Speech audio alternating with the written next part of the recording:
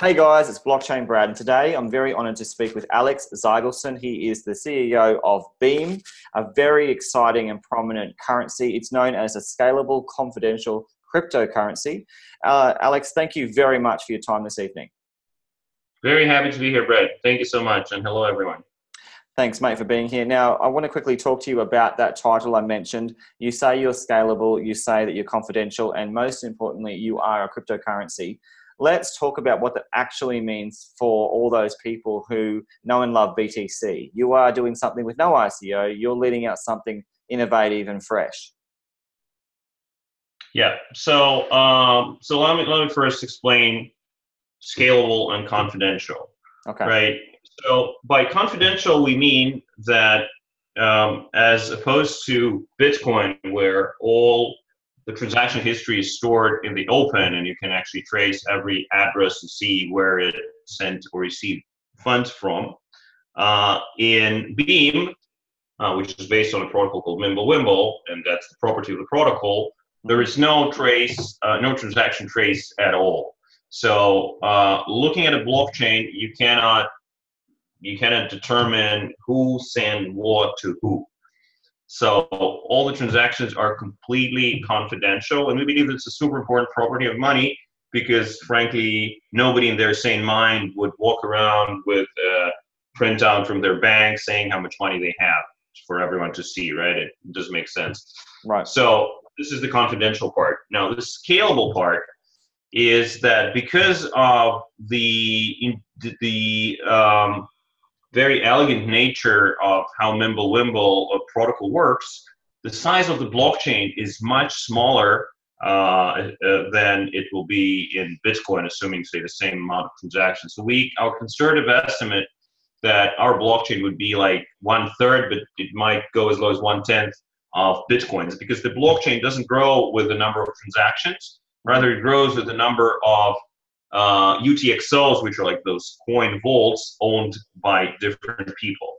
Mm-hmm. So today's Bitcoin blockchain is, I think, around 200 gigabytes, making it okay for like a desktop PC. But if you want to run it on a laptop, then a node on a laptop, it's already pretty hard. Mm-hmm. And as the usage grows, it will grow and grow and grow. So in our case, if we compare, so our blockchain would be like somewhere between maybe 40 and 70 gigabytes, or maybe even less. So that's the scalability part. And we also have some tricks up our sleeve that allow running a full node on a much smaller devices. Right. And you mentioned BTC in that discussion as well, Alex. So, obviously the Lightning Network's relevant to the narrative of BTC. Is that something you're aware of? And, have you done any analysis on the trajectory for and the benefits of Lightning to append to BTC? Absolutely. We actually announced late December that we are starting a side project of Lightning, and we have a team working on that. We plan to publish sort of a position paper in the coming weeks about how Lightning can and will work with MimbleWimble and Beam. Mm-hmm. So we obviously understand the need, because our blockchain, in terms of transaction speed, it is slow, right? It's a proof of work blockchain, which is by definition slow. So right. A second layer solution is needed if we want fast transactions, and we want fast transactions. So yeah, we are researching Lightning, and we will be implementing it during the year. Okay. Now, can I talk to you about this interesting comment you made about knowing that proof of work is slow, yet you chose it? Why is proof of work such an important component of your whole design, and why have it? So, in my view, proof of work is this genius invention of Satoshi Nakamoto, and this is what actually keeps the blockchain secure. Right, because economically it just doesn't make sense to revert history, mm-hmm. Right? And that's because proof of work. So other mechanisms like proof of stake and proof of other stuff are not proven yet, pun intended. So they're not proven. So it's not like we are it's not like we are kind of locked into proof of work as, you know, forever and forever, but we take it very practically. Proof of work is the only mechanism that works and has a proof that it works, right? For 10 years, Bitcoin and others use it, and it's like rock solid. Right. If and when other consensus mechanisms come and are reviewed and proven and have some mileage, then we might switch. But we went with a very conservative choice. Yeah, it has its disadvantages. It is slow, but it works. Okay, so let's talk about that. It has its slow speed for sure, very provable by design, but it also, we've seen iterations beyond this of quite ultra private coins like Monero, for example. We've talked about Zcash as well. So is this space potentially could be already saturated? Have you considered that, and how are you going to try and integrate into this marketplace knowing that there's already entities or startups right now? Sure. So first of all, both Monero and Zcash have done a great job, and we really admire what they did, both in technology and in marketing and in promoting privacy.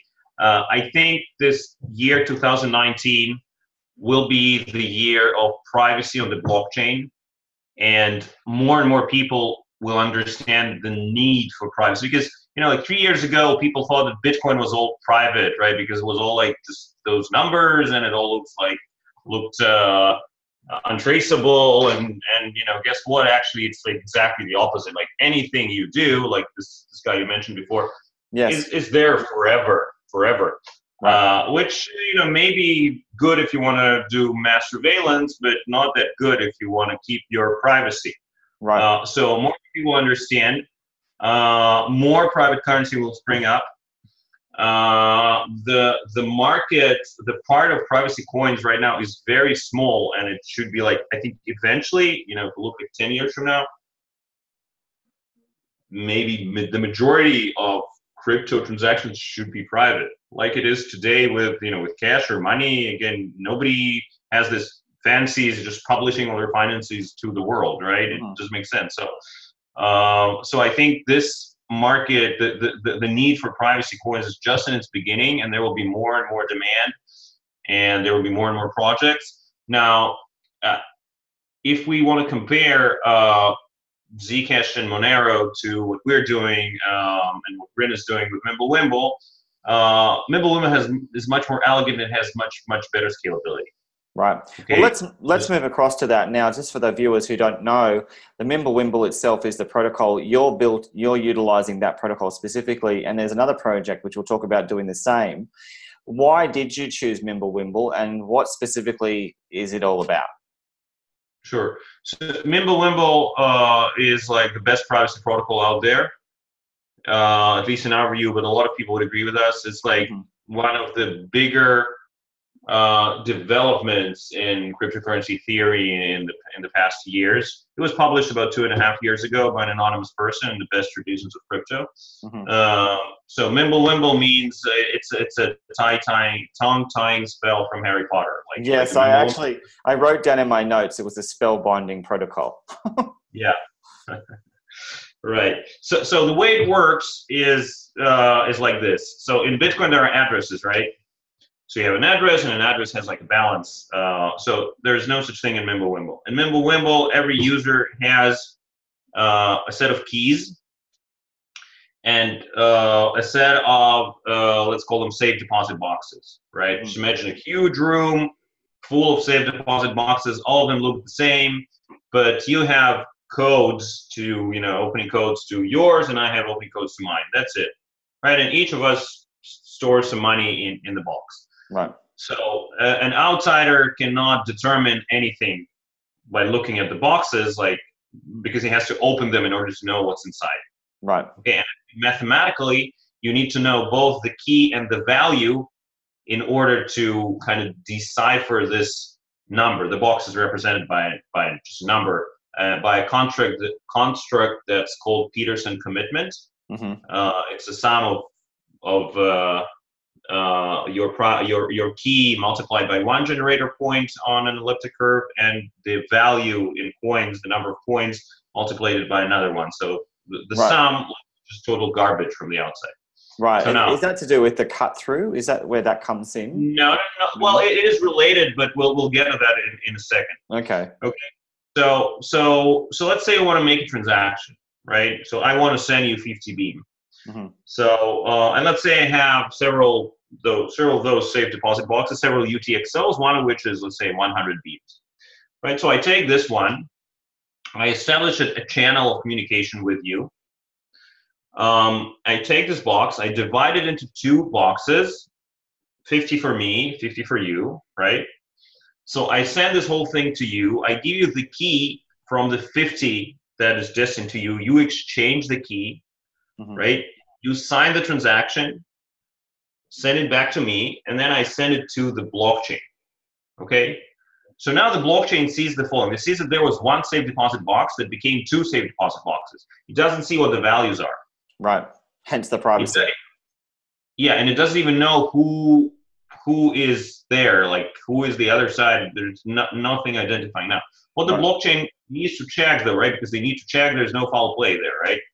So they need to check that. Well, obviously, if I have the key to the first box and I own it, so I haven't stolen it, right? It's mine. That doesn't need to be checked. But what needs to be checked is that we haven't printed money in this transaction. So what the blockchain, the miners actually check that the sum of outputs equals the sum of inputs, right? I took 100, I gave 50 to you, and exactly 50 to me, and not like 200 back to me, right? Because to make sure there's a match. Exactly. So they check this, and they also check that all the values are positive, because I could take 100, give you minus 200, and 100 to me, and again the sum would be 0. But you would have like something strange, which would be a huge value actually because of the overflow. So they check that, and then they say, okay, the transaction is valid. Now, and then the thing is that the transaction history does not need to be stored in the blockchain. For each transaction, we only store what's called the kernel that proves that the transaction was valid, but the cut-through mechanism is actually about deleting all the intermediate stages and just keeping the current stage of UTXOs, right? So again, this huge wall with safe deposit boxes, this is what the blockchain is. It doesn't contain the history. Right. It just has the current state of the wall of all the safe deposit boxes and a proof that the state is valid. Now, when people mine or emit coins, this information is public, right? So the system knows exactly how many coins are out there. And what it needs to check is that all the balances actually sum to 0. Everything needs to be 0 because so these coins were emitted, so they have to go to somewhere. And if the sum is 0, we are fine. Right. That's the cut through.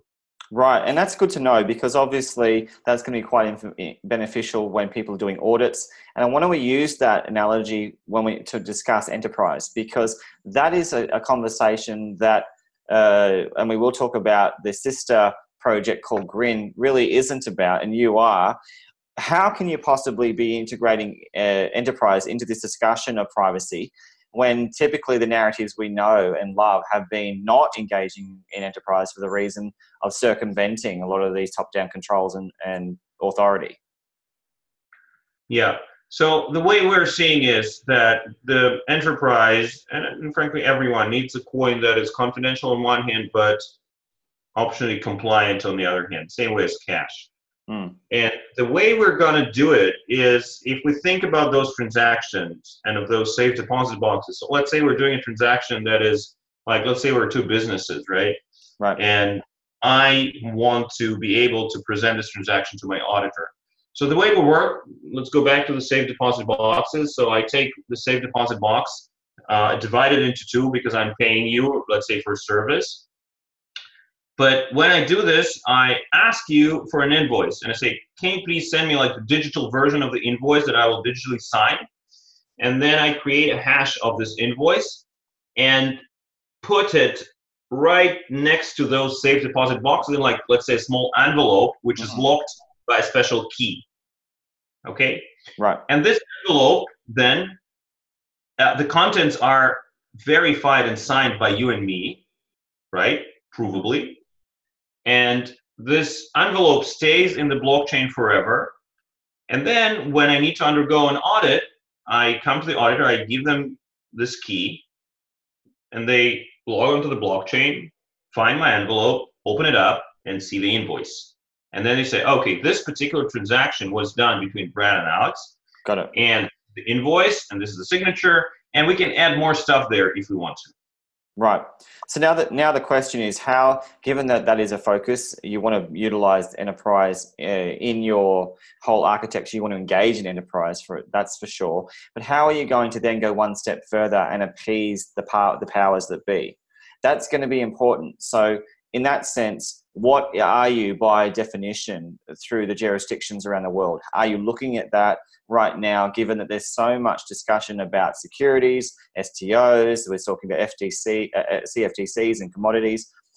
What would you regard yourselves by definition, or are you currently registered where you can explain this further? So in terms of regulation, we're classified as currency.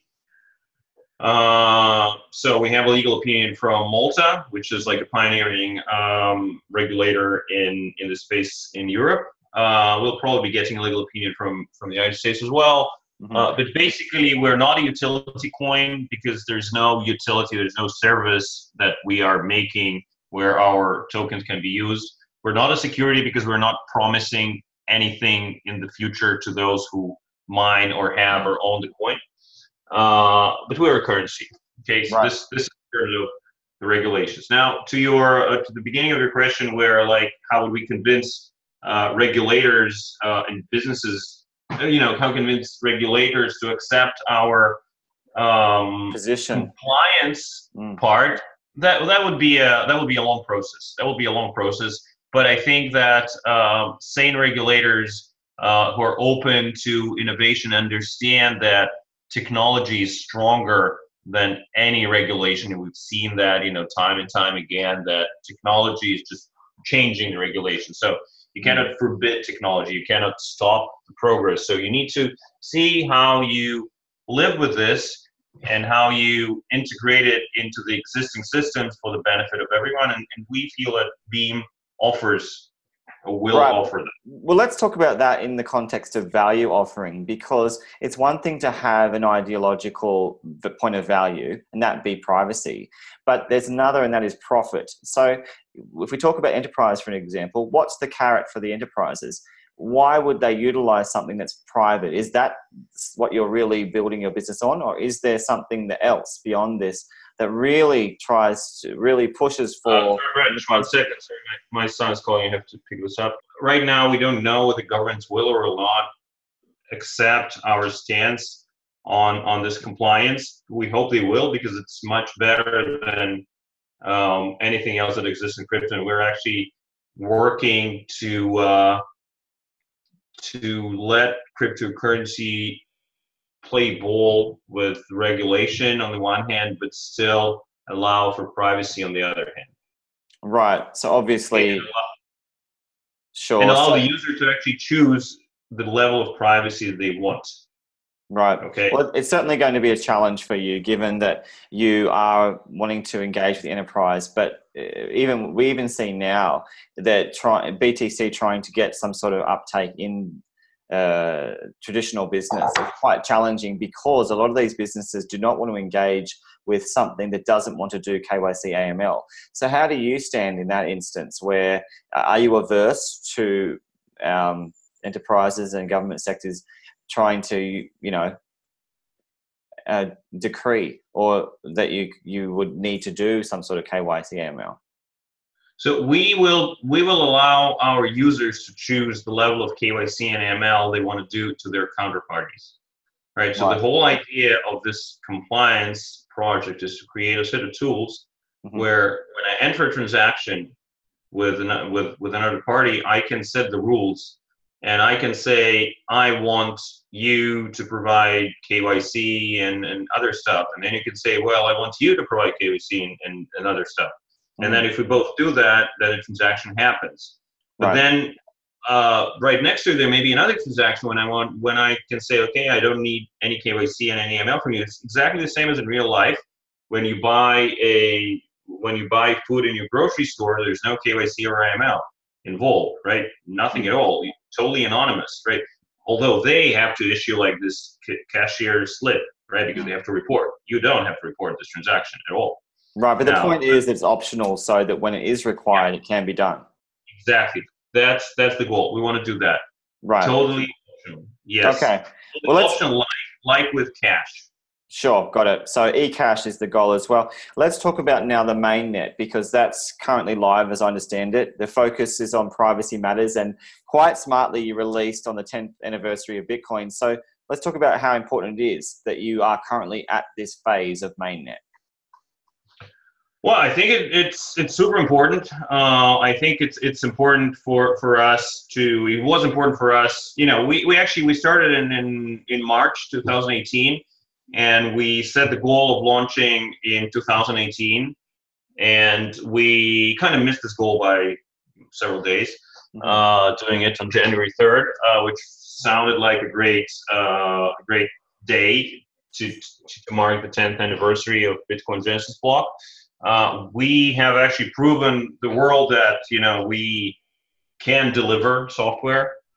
And I think it's, so we feel pretty good. There is still lots of work, lots of things we need to do, issues that we need to find and fix. And, you know, that was expected. But this launch was an important start for us, and actually also putting us on the map, because, you know, when we started, some people, you know, thought it was not serious, or it was just, you know, because there is so much talk in the space, and not too much deliveries. So it was important for us to do this delivery. Sure. And now we have a lot of work on improving what we're doing, and, you know, and making sure that we provide the good features and help support and everything. But the network is working. The blockchain is working. We already have like 11,000 or almost 12,000 blocks. There are a lot of people mining. We are very kind of grateful to them. So a lot of interest has already happened. A lot of hype even right now I'm seeing in crypto. So everyone's talking about both Grin and Beam. Yeah, I think this is good. And I hope there will be more projects out there as well. We all wish Grin a very successful launch. So because, you know, this is about MimbleWimble for us as a protocol that is really this great next step. Grin has done a phenomenal work. You know, they're using the community, unfunded community model. So we'll see, you know, and I think it's good that there are different ways of, you know, attacking this goal and eventually contributing to financial privacy and creating currencies that will help people gain, you know, sovereignty over their money in all senses. Well, let's talk about the distinctions, though. I mean, you were very, very nice to Grin. You've spoken about some of its value. It is on the protocol that you're on. But what sets you apart, and why do you think that you've got the goods to really lead this, to best utilize MimbleWimble for, you know, the right direction? Sure. So there are some technical differences between Grin and Beam. We think some of their technology choices are more cool than ours. Like they're using Rust, for example, which is a safer but relatively new programming language. We're using C++, which is generic, you know, much older, and there is much more expertise in this language out there. In terms of mining, Grin actually invented their own stack of mining algorithms, invented by John Tromp, also doing a great job, and it's new. We went with some better known stuff like Equihash, so we didn't invent anything in there. Grin also has this inflationary model, so they have this constant emission of 60 coins per block forever. And I'm not like an economist. I wouldn't claim to say like exactly. I mean, I wouldn't claim that capped emission is necessarily way better than this constant emission, but this is definitely a difference. And some people would say that a cryptocurrency must be capped for best store of value. So these are the principal differences in technology stuff and emission. Obviously, the governance is very different. We're a company with funds. They are a distributed group of people without without a company, without backing, and you're for profit. That's what I do want to discuss with you. Is that correct? Yes, we are. Yeah, we are for profit. So our the core team is actually benefiting from the protocol, because in the first 5 years, 20% of all the emitted coins go to the treasury. Right. From there, it's one part is going to reward the investors who put and risk their money on to make it all happen. Mm-hmm. Then another part goes to the core team, and yet another part goes to the foundation, which we'll be setting up in Switzerland. Mm-hmm. And this foundation will actually eventually take over the governance of the protocol from the Beam company. Right. And in that instance, I do want to talk to you about the potential for misuse or misconduct, or the utilization of this initiative to get the founders rich. And the reason why is because we've seen the question raised even of BTC, whereby some of those initial architects potentially have huge stakes in BTC even itself. So is that something that we should be concerned about with Beam, that it could be potentiated, that some early entrants and key stakeholders just have a huge amount of the value of Beam? Well, not really. First of all, we didn't have any premine. I'll share a secret. Right now, we as Beam, we don't even have any Beam coins at hand at all. We had to go, we wanted to play around with actual Beam coin. Right. Okay. To like our OTC partners and just buy like $200 or $300 worth of Beams just to have some. Right. And I just used this community faucet today, and I don't know the name of the guy who developed it. Somebody in the community developed a Beam faucet, mm-hmm. and I'm really thankful because this faucet gave me like 111 groth, which is the smallest unit in Beam. Right. Now you've got some. Yeah. Now I've got some. So yeah, but all the company and the team are getting a certain percentage of the treasury on a monthly basis. So the first payout will be in the end of the month, mm-hmm. And it's all spread over 5 years, right? So there's no such thing as getting a lot of money quickly and then just sitting right there not doing anything. Is that the same for your investors? And I want to discuss. Okay. It's the same for everyone. It's the same for investors, the same for the core team, and it's the same for the foundation. Everyone is getting their reward on a monthly basis. Right. So and this creates like an alignment of interest, and that doesn't create a situation where you say, "Oh, okay, now I have this money, so now I just do something, or sell it quickly, and then I don't care." Okay. So for at least 5 years. Right. So can I just ask you, how much did you raise with your investors? About $5 million.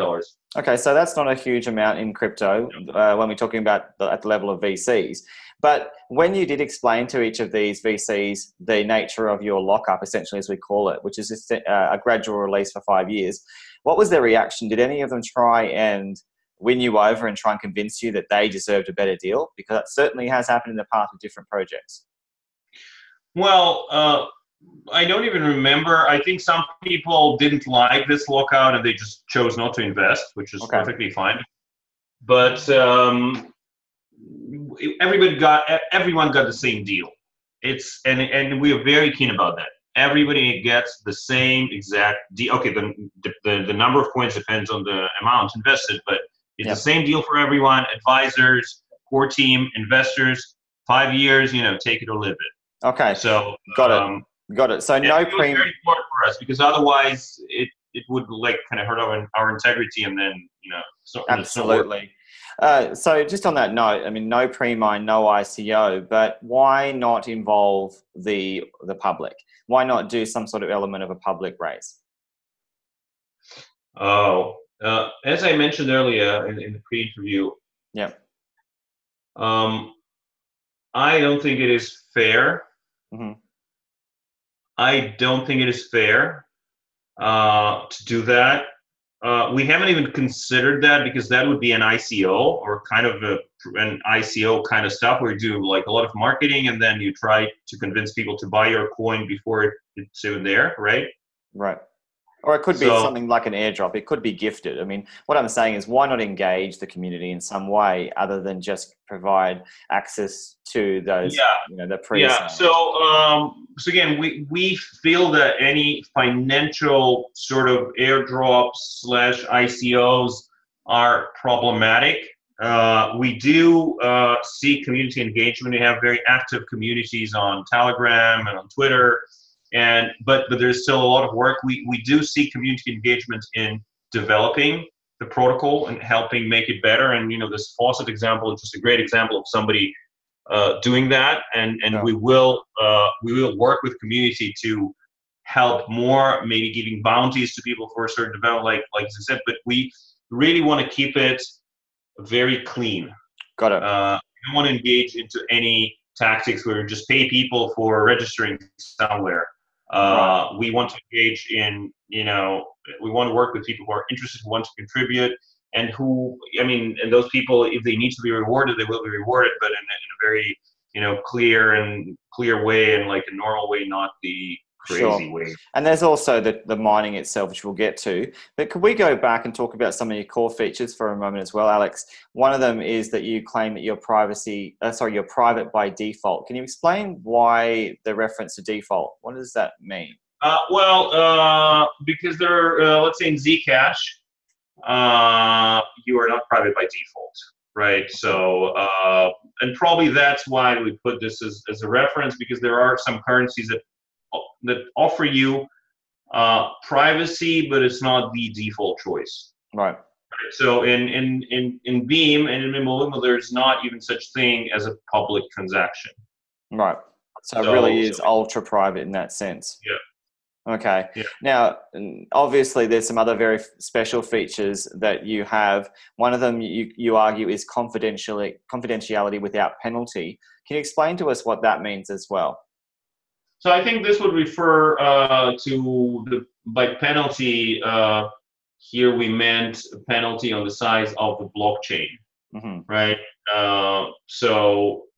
If we take leading private currencies today, say Monero, right? Monero uses ring signatures, creating fake or synthetic inputs and outputs for every transaction, right? From 6 to like 20 plus inputs, so to completely obfuscate the source and the destination.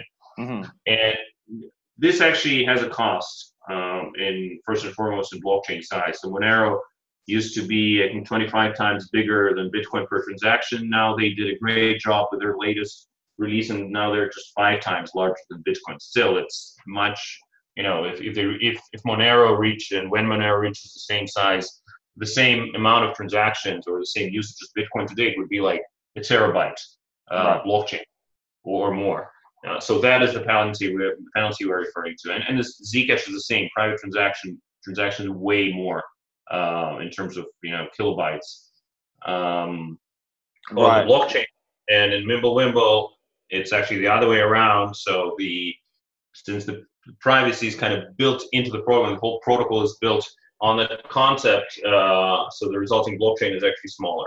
Okay. Now, you mentioned before that you're using Equihash. Now, you also alluded to it being a regularly, basically common thing. Can you talk us through why you chose Equihash? I mean, again, it seems to be on the same sort of trajectory or the same narrative of using what works. Yeah, exactly. So Equihash is pretty well known. So we chose that algorithm.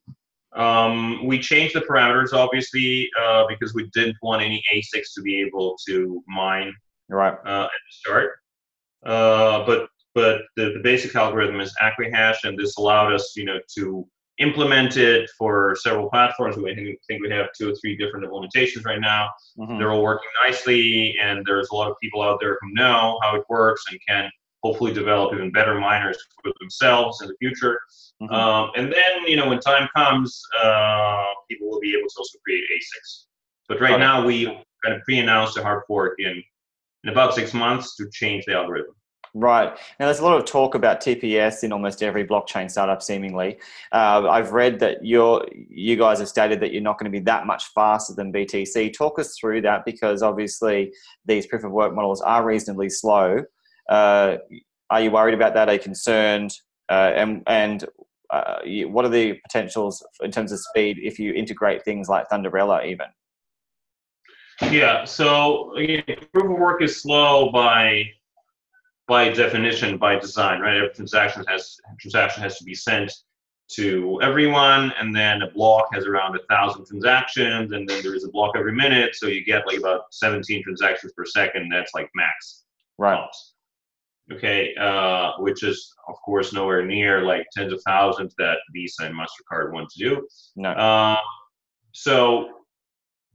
But we feel it's a good trade-off. You need to secure larger and more important transactions in this way, and then the second layer, like Lightning, can be used for fast transfer of money using those state channels. Mm-hmm. So we actually announced the Lightning integration, then we start working on Lightning integration or researching it. We've since made some progress, and we plan to release like a position paper explaining how that will work in several weeks from now. And then we will hopefully have like a POC somewhere in Q1, maybe early Q2, and then have like an alpha later down the road and a beta and so on. Right, well, it's exciting.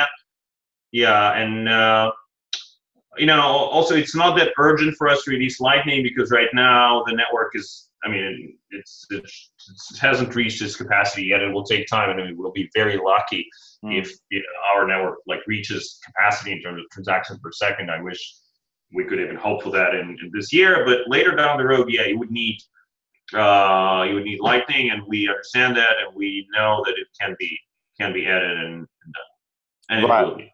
And it seems fair to say also, given that we are in this phase of significant crypto interest in comparison to when we saw BTC emerge, no one really knew what BTC was or what cryptography was. That's very different now. So I would assume that the uptake is going to be more rapid. There's going to be more interest if we do a comparison between the initial phase that we saw in iterations of BTC.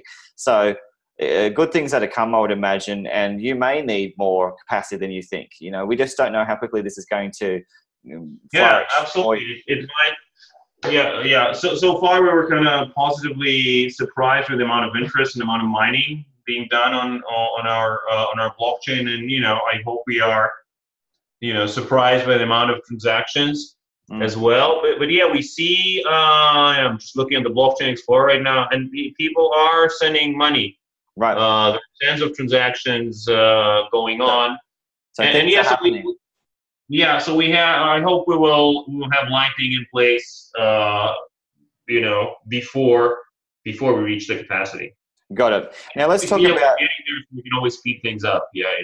Yeah, well, it's exciting, and obviously, as innovations come, there'll be always these layer 2 solutions to really try and build out upon what you're doing. But let's talk about now the Beam Dream Team. That's you guys. What sets you apart? Talk us through your expertise, your skill sets. How can you evidence that you've got the goods to really build this out, and we can trust that you've got the know-how? Yeah, so I think this team here has a very interesting combination of crypto old-timers like our key advisor, Guy Korem, and our other valued advisors. The executive team, like myself and our CTO, Alex Romanov, we don't have prior experience in blockchain. We worked in different areas. Right. And some of the key developers also don't have much experience in the blockchain technologies. But we think that actually experience from outside crypto is very valuable here, and experience in software in general and how it's built and how building software is managed. Mm-hmm. This is what we bring in, combined with expertise that we have from our advisors. This is, I think, what sets us apart, because we're using the methodologies from like the more traditional startups, and we worked in different places and used different methodologies to develop different things. Mm. So this combination actually allows us to be, on the one hand, like very crypto enthusiastic and forward looking as a company, but on the other hand, like a little bit more down to earth and practical, mm-hmm. Where we're talking about software development and management. And does anyone in your team have the experience to build a business, to build this out? Because obviously enterprise is a focus, you are for profit. Is there anyone who can really evidence that they've got the skills to be a CEO in that context? So I co-founded a company in 2005. Then I founded another one in 2008. I was doing executive roles in startups. I also worked in a VC fund. Mm-hmm. So I believe I have the right experience and the right understanding and skill set to actually lead this project. And so far it seems to work. Okay, our CTO led large software projects in his career, and I think what we have released right now proves that we can build software. Mm-hmm. So we and it's always like an ongoing process. People get more experience every day, right? So we are improving. Then at some point, there are cases when some businesses grow so fast that the original team is not capable enough. So some people reach their ceiling, right? And then you see a lot of startups where like the founding team kind of has to step down at some point when the business reaches very big proportions. We'll see what happens here. So far, we feel pretty confident. And as I said, especially this combination of crypto experience, also like our CMO and COO, Amir and Benny, they do have some previous experience in crypto. So there's this combination of people who have been in the space and have seen some good things and bad things, who haven't been in the space and have seen how things work in traditional startups. So this is what makes us strong, I believe. Got it. So you're a mixed bag of experience. I appreciate that. Yes. Now, I want to talk to you about mining so that people can really understand how they can access the network itself. Now, right now, you've got two different types. You've got the CPUs, GPUs for mining. Talk us through, though, the process. How could anyone get involved in this aspect of your architecture? So, today we are mostly GPU mining, so CPU would probably not be able to mine anything. Mm-hmm. So anyone could either download our miner and start running it on their GPUs. Right. But the chances of getting a block reward on a single GPU are pretty low now, because there are I think over 150,000 GPUs now mining Beam. Okay. So maybe right now the best idea is to join one of the pools and just go do some research online. Beam pools, there are several pools who implement us, and we're working with all of them. I just don't want to name names so to get people offended if I Sure, I appreciate that. But obviously there is open access to those pools. Is that right? Absolutely. Okay. Now we're also working on implementing the code for mining pool where you can run something on your own GPU and get rewards online, right? Because this would be more democratized, and this should be coming up in a couple of weeks from now. So there will be mining pools where you can use your own power, because the mining pools that are out there today, I mean, you log in and they mine on their own equipment. You just get your share. What we will add is people will be able to use their own hardware and get the proportion of the total pool's power. Sure. So the ease of mining is going to come. Now I want to talk to you about the metrics themselves, the scarcity design. What's the total number, or what's the total supply of your tokenomics, your token itself? How is it all structured? Talk us through that. Sure. So the total supply is 262 1,800,000 coins that will be minted over 133 years. Okay. Now, in the first year, about 52 million coins will be minted. So about 20% of the total supply. Mm-hmm. Okay, then another 40% will be minted over the next 4 years. Okay, and then the remaining 40% will remain for, from year 6 to 133. Got it. So why did you do it that way? Important to enter now. Sure, and why did you do a substantial number relatively fast? Those first 5 years. Why did you design it that way? Yeah, so we based our design on Bitcoin's emission curve. Mm-hmm. It's actually almost exactly the same with two differences. One is our blocks are 1 per minute and not for 10 minutes, so we have 10 times more coins. Okay. And another one is we added a special first year with double block reward. Okay, the idea being that we wanted to attract people right on the get-go to get more mining power and more interest in more coins out there, mm-hmm. to kind of kickstart the ecosystem. And in these first weeks, it seems like there is interest in people are mining, and there are coins being bought and sold in the market, mm-hmm. And mined. So it looks like it was a good decision. But again, I cannot say we did huge amount of research of different emission curves that can be there and their economic meaning and so on. So we just took what works in Bitcoin, got it, modified it a little bit, and used it. I wonder how BTC feel about that. Have you had any chance to speak with any parties from Blockstream or any of those that were heavily involved in the first development phase of BTC? Well, I think yeah, of course, we're talking to the guys there, and there is a big range of opinion. Like there are the maximalists who think that anything that is not Bitcoin is an abomination. And what do you think? What do you say to that? Because Tone Vase is absolutely adamant that everything else is crap. Well, I think everybody's entitled to their own opinions, and if he thinks it's crap, then he probably wouldn't invest in or buy.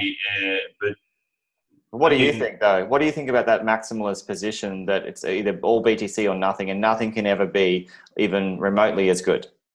I think competition is good, and because competition is what fosters innovation, right? And competition is what improves things. So if there are altcoins that have some good properties, that there are like two scenarios: either they overcome Bitcoin, or the Bitcoin community takes some of the ideas and implements them into the protocol. Because let's say if privacy is needed, and if there is big success for privacy coins, then it might nudge Bitcoin community to think how to better implement that. Mm-hmm. Okay, so I believe that saying that anything else is crap is a risk. Well, it's not a risk. I think it's not a very rational statement, and I think every technology should actually encourage. Well, not maybe encourage, but should understand that there will be challengers. There will be tinkering. There will be attempts to do something better, and eventually, this is how this world works, right? If we said that MySpace is or Alta Vista is great as the first whether it was the first search engine and everything else is crap, then so this is how the world works, right? And some attempts fail, some attempts succeed. Failed attempts also contribute to the development of the ecosystem, because if you try something and it doesn't work, then you understand, well, okay, this doesn't work, so this is like a dead end, so let's do something else. Got it. Let's say ICOs, right? It was a nice try, but okay, we understood that it's not very good. Got it. So all part of a continuum of growth and development. So let's talk about now your wallet, because obviously you've already developed one. It's available on all the different platforms. Talk us through the access, the ease of use. So we try to make it really easy to use. and try to make it feel similar to existing wallets out there. Just send, receive, copy address.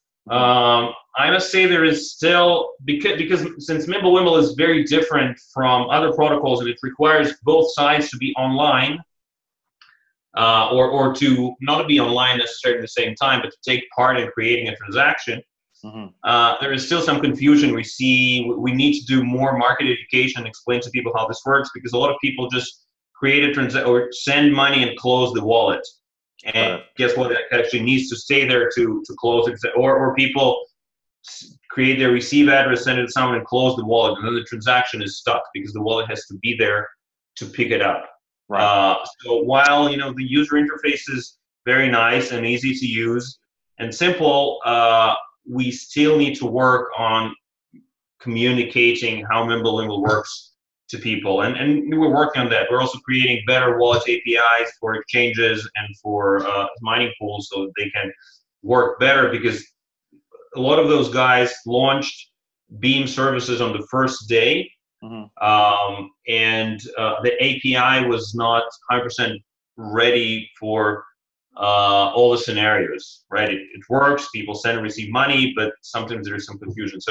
So there's a lot of work in front of us. Well, it just goes to show how zealous some of the participants are. But I want to talk to you now about the recent vulnerability. So the situation, you did in fact discover it, the team did it anyway, and you also disclosed it very quickly. Some of the journalists, actors in the space, namely the Block, discussed this. They did an article on it. What was the situation exactly? What happened, and how did you rectify this? Yeah, so our development team discovered there is like a hole, a vulnerability in the wallet, and we wanted to release it as quickly as possible, as not to create additional risk.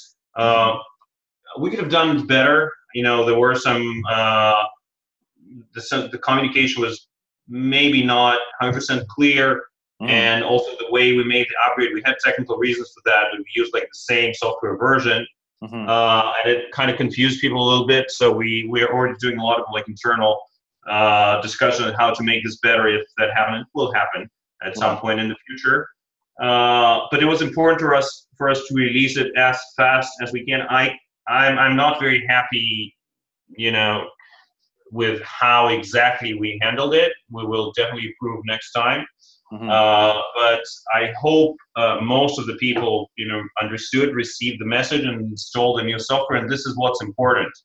And next time we'll do it better. Yeah. Right. So, and we'll be disclosing the exact vulnerability, like what it was. We'll be disclosing it next week, because we want to give people time to upgrade. Because otherwise, if we disclose now, then somebody could exploit it.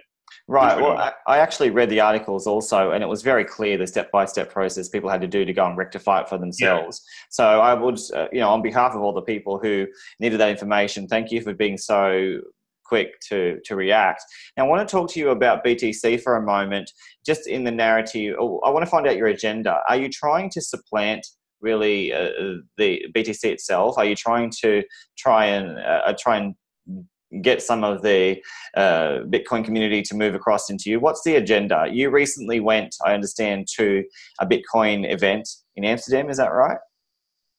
Yep. So in that context, no doubt you met a lot of the different maximalists there, the proponents of BTC. Is your agenda to try and become number one? So I think there is such a possibility. I think our main goal is to promote privacy. Okay, and there are several scenarios. I think more and more people realize that privacy is important. So, and a lot of people are saying that if anything can be bigger than Bitcoin, it is like a privacy-oriented protocol. So one scenario is that Bitcoin implements privacy on their own, right? And another scenario is that a privacy coin implementation gets close to Bitcoin in terms of popularity. Whether it will overcome, we don't have the goal of becoming a number one cryptocurrency. Our goal is to be like in top 10 cryptocurrencies and promote privacy. And a great outcome would be for us and other private coin projects to push Bitcoin to become private. if it's at all possible. I'm not an expert. I don't know. Right. Got it. So it's promoting privacy, becoming one of the leading currencies, because as we discussed earlier, more and more people understand the need for privacy, especially with the emergence of all the companies like Chainalysis and Elliptic and others who are doing tons of analytics. And if we want regular people to use crypto, we need to give them privacy, and MimbleWimble and Beam are there. Sure. Now, obviously, in the continuum, we've seen taught about BTC. The discussions of SOV are certainly in there, and as well as the payment systems and even currency itself. This eCash concept. But for that to really take hold, even from the outset, you need good exchanges. You need a multitude of exchanges. What is the plan for Beam? How are you consulting with exchanges now? What exactly is going to happen there? So there are several exchanges that already listed us without even talking to us. Okay. And we will probably see more of that. So people should expect us to see Beam on more exchanges, even without us actively seeking that.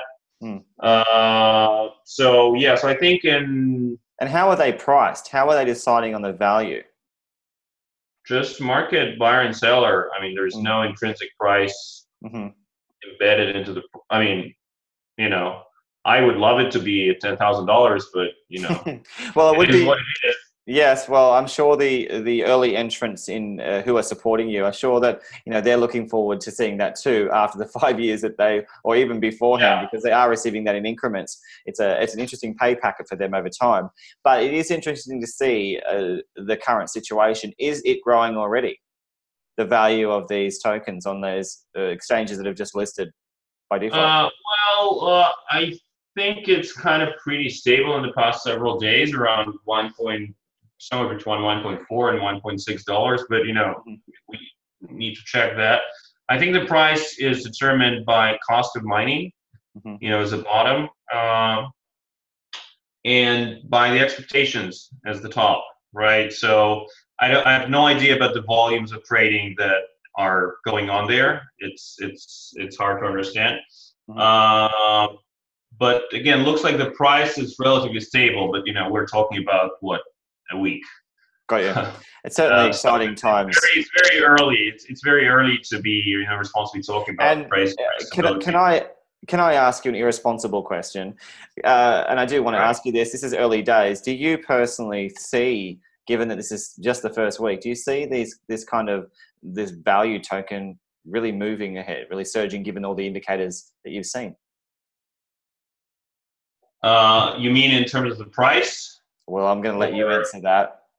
Yeah. So you know what? Yeah, we see that. My main tool is our blockchain explorer, right?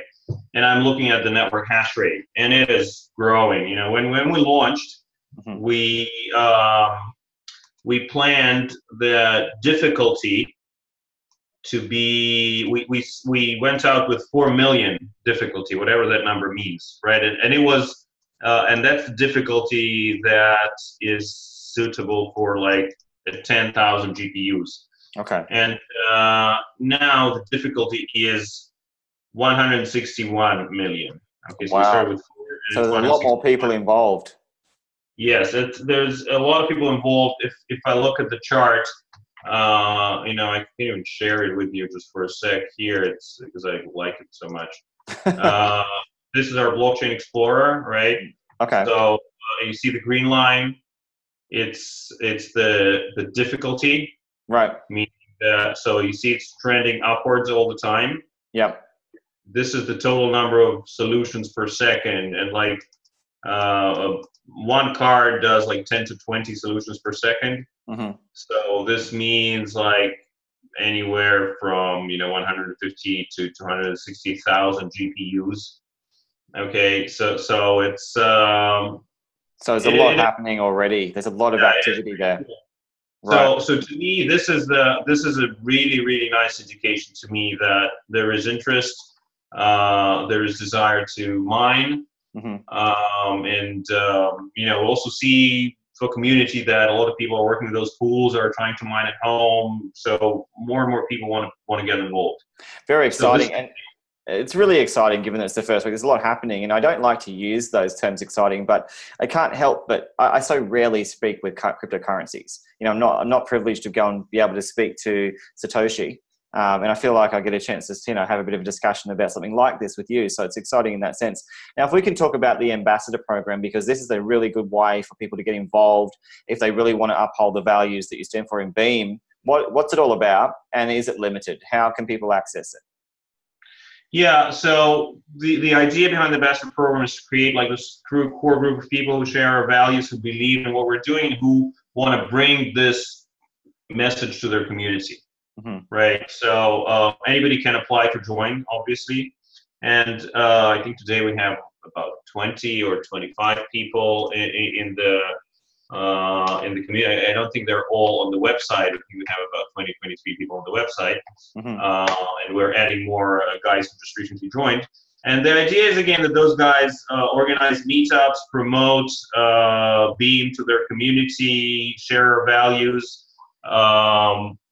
And yeah, I mean, anyone can apply and anyone can join.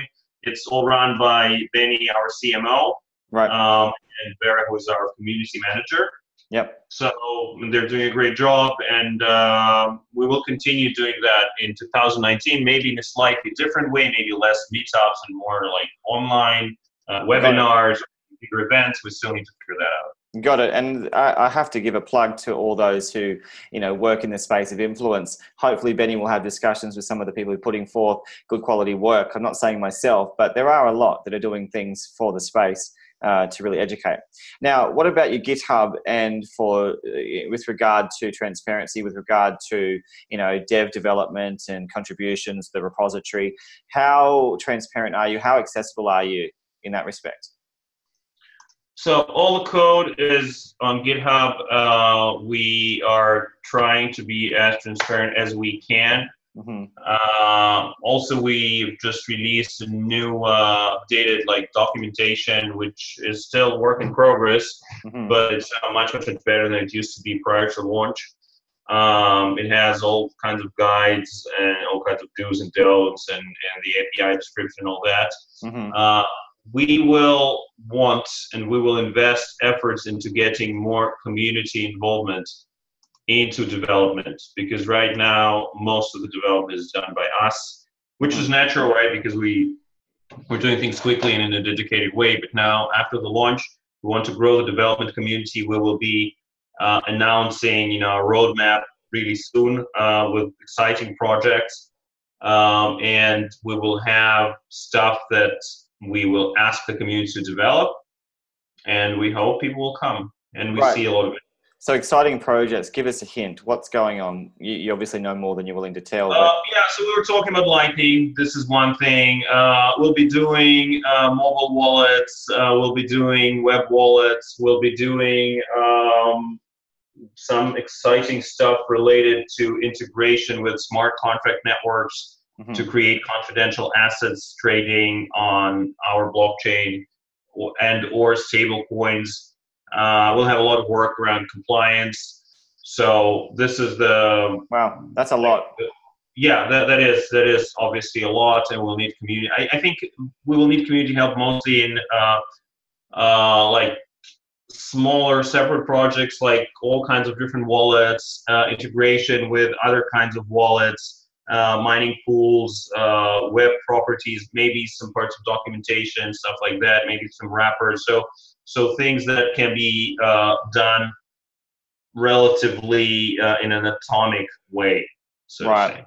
Right. Now, I wanted to ask you, with regard to you being proof of work, I have to ask you this because one of the problems with BTC is the fact that it is not green by design. How green is Beam in terms of clean energy, green energy, trying to be to minimize the kind of power wastage that we see in BTC? We're not doing anything special, I would say. So it may be not what people would expect to hear, but we are not trying to be particularly green or do anything. And I don't think you can do anything to encourage or to allay. demand like green energy usage, right? So people just install their GPUs and they mine, so they use whatever electricity they have, and they use green energy. Great. We have no way, to, I mean, we would want them probably to use green energy, but we cannot enforce that in any way, and we haven't set this as a goal, frankly. Okay. Well, I appreciate your frankness, but are you going to try and set this as a goal? I mean, the electricity that's spent on Bitcoin and cryptocurrency, I mean, it might be like a waste, but think of electricity that's spent for running the banking system, right? And I'm sure it's like sure, but the reason why I ask though is that we've seen a tendency for mining farms to emerge in developing countries where it's cheaper. So, are you expecting that mining farms, mining rigs, all these kinds of things are going to emerge because you exist, like we've seen with BTC? Yes, probably yes. So far, I don't think new mining farms were built for Beam. It was more like using existing equipment. If we become big enough, then yeah, we will build mining farms, which will create more jobs, which will create more development, and which eventually will be good. Okay, well, that's interesting to know. What about post mainnet? What's all the plans? I've got a few notes down here. Things like atomic swaps, they're likely to come. Payment platform integrations, lots are happening. You alluded to a multitude of things. Surely, you've got a busy few months ahead. Yeah, absolutely. So as I said, we're now working to finalize a roadmap for 2019, like a very high-level roadmap with several versions along different avenues of development. So yeah, we have a lot of our plate. As you mentioned, BUC atomic swaps is something that we'll be releasing in Q1. Hopefully, we'll also work on hardware wallets integration. We mentioned Lightning. Mobile wallets, multi-sig support, and a lot of other stuff. So our hands are really full, and we'll be publishing that hopefully next week. Right. Well, it's been a really, really detailed and lengthy interview, and I do appreciate your patience. Now, just one last question for you, Alex, and that is with regard to marketing, social media platforms. What's the means in which people can engage with you, go and ask, connect with the company, connect with the people that are really leading this out?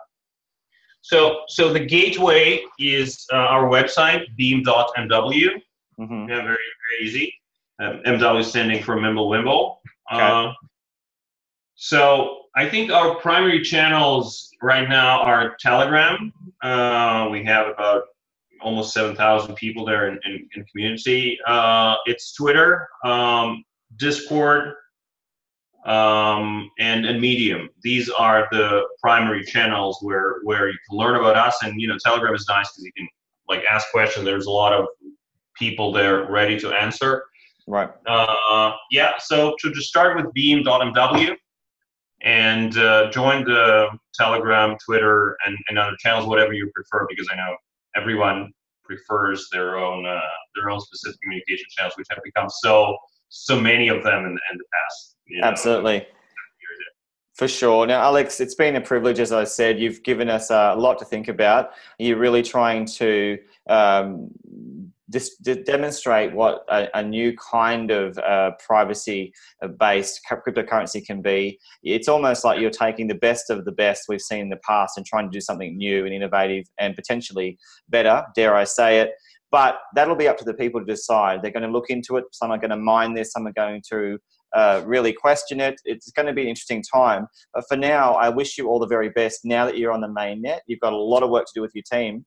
I would be really fortunate to have an opportunity to speak with you in the future. So I look forward to that opportunity, perhaps in a few months. We can have a discussion about your progress. But right now, it is available. It's mining. It's on exchanges. And we look forward to seeing this really evolve in 2019. Well, Brett, thank you so much. It was really a pleasure. Thank you for your time as well and for the great questions. And yeah, what we see is just tons and tons of work ahead, and we know there are a lot of ways we need to improve what we're doing. And we are really humbled by the interest and by the community support, first and foremost. So, fantastic. A lot of stuff, a lot of things to do. Well, you're going to be a popular man. People are going to be asking you a lot of questions for quite a long time. So get used to this position as a CEO. Thanks very much, Alex, for your time, and we'll talk to you. Thank you, Brad. Thank you. Thanks, mate.